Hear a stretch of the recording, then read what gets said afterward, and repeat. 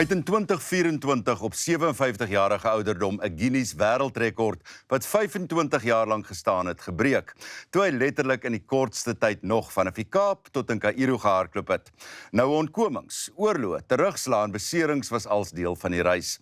Maar die rede waarom hy in die eerste plek in die hardloop gegaan het, was al die pyn werd.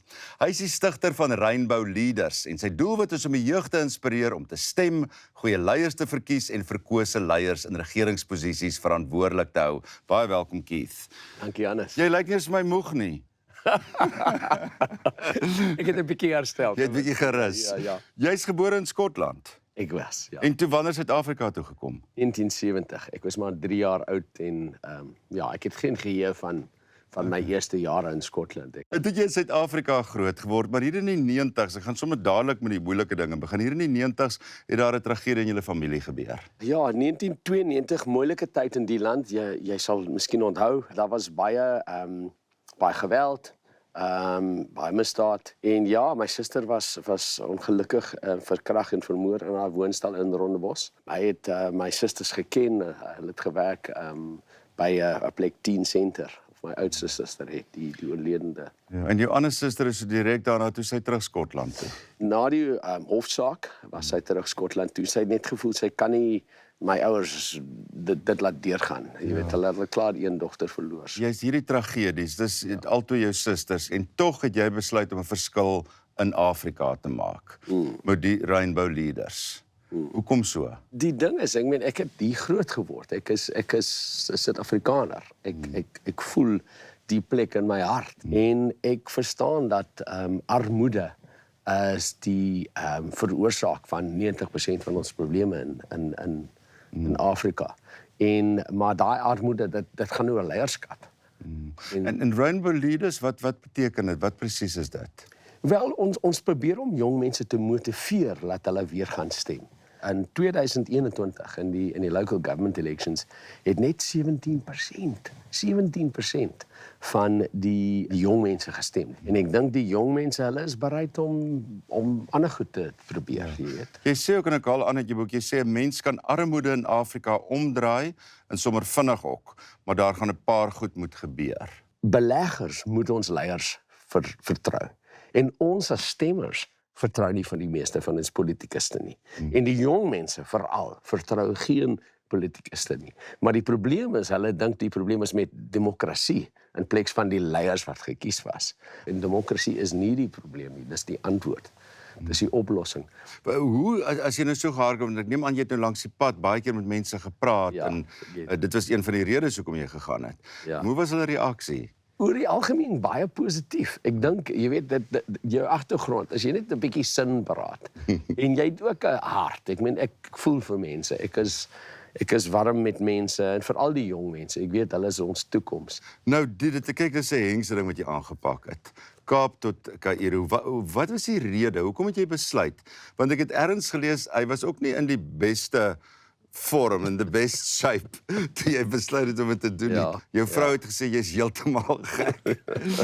maar jy het nog steeds besluit om te gaan hardloop. Daai beplanning, hoe werk so iets? Hoe groot is jou span wat saam met jou gaan? Ja, so die span, in die begin het ek nou ops manager gekry, 'n vriendin van ons, en dan het ek 'n paramedic aan boord gekry, Shadley Abrams, en ja, dis waar dit begin het. Dit was die nucleus van die span. Op die meeste was daar 9 van ons in die noorde van Ethiopië deur die moeilike tye. Was daar 9 van ons in 2 taksies. Ja, wat is die afstand wat jy gehardloop het van Kaap tot Kaïro? Net onder die 11.000 kilometer, ja. Liewe genade, jy sit hier om die storie te vertel. 11.000 kilometer, en wat die rede hoekom jy die Guinness wêreldrekord gebreek het, en wat se tyd het jy hom gehardloop? So die ou rekord was in 1998 gestig deur 'n Engelsman, Nicholas Bourne. Dit was 318 dae. Ek het dit in 301 dae klaargemaak, ja. Liewe genade. Ja. Daar was ook, dit klink wonderlik, maar daar was ook 'n hele paar dinge. Daar was beserings gewees. Wel, ek meen my regterknie, my linker enkel, my Achilles tendons. Ek meen, en as hulle gaan, as jy jou genuine, dan gaan jy sit vir 6 maande sit. Daar was nie 'n dag dat ek kan onthou waar ek nie genuine pyn gehad het. Jy's ook as gijslaer gevange gehou. Ja. Waar was dit? In die noord van Ethiopië, daar's 'n burgeroorlog nog steeds aan die gang. Hulle het myself en ons videographer Michael, Ethiopiër, gevang, bietjie geslaan, gewetter en so aan. En ek skryf daaroor in die boek. Stresvolle tyd. Ek was bekommerd dat hulle vir Michael sou doodskiet. En dan vir my vrou bel en sê, hey, ons soek 'n bietjie geld en hulle ken nie vir my vrou.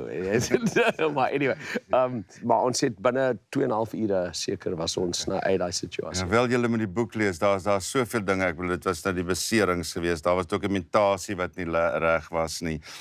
Jy's as 'n gijslaer ook op ander plekke aangehou, net om te bereik het wat jy bereik het. Jy's omtrent deur 9 lande, nê? Nee. Ja, 9. En die reaksie van die mense oor die algemeen goed. Baie goed, ja, baie positief. Sudan, hulle is ook in 'n burgeroorlog nog steeds en vriendelike mense, gawe mense, regtig waar. Ja. Hardloop jy nou nog steeds? Ek doen. So jy het nog nie vir jou 'n motor gekoop nie. Ek het wel ene, ja. So jy hardloop nog steeds? Ja, nee, ek hardloop nog steeds. Ja. Wat 'n boodskap het jy vir Suid-Afrikaners of almal wat hierdie program kyk? Jy wat nou hierdie gedoen het letterlik vir Afrika en om mense se persepsies vir al die jeug te verander. Wat 'n boodskap sou jy wou gee? Van sedert 2007, 2008, as jy na die syfers kyk, die nommers oor die ekonomie en armoede en so, het ons wel gesukkel. En dis maklik om te dink dis hoe die toekoms lyk, maar dit is nie so nie. Maar ons moet goeie leiers in plek kry. So ek is baie optimisties, maar ek vra net vir almal dat hulle ook hulle kant bring en met jong mense gesels oor die belangrikheid van stem en so. Ja, dit was 'n voorreg dat jy vanaand kom kuier. Dit baie dankie. En wat 'n ongelooflike boek. Sterkte met alles wat jy doen. Baie dankie, Hannes. Thanks Keith, thanks. Na die breek kuier ons by 'n roofvoël rehabilitasiesentrum in George.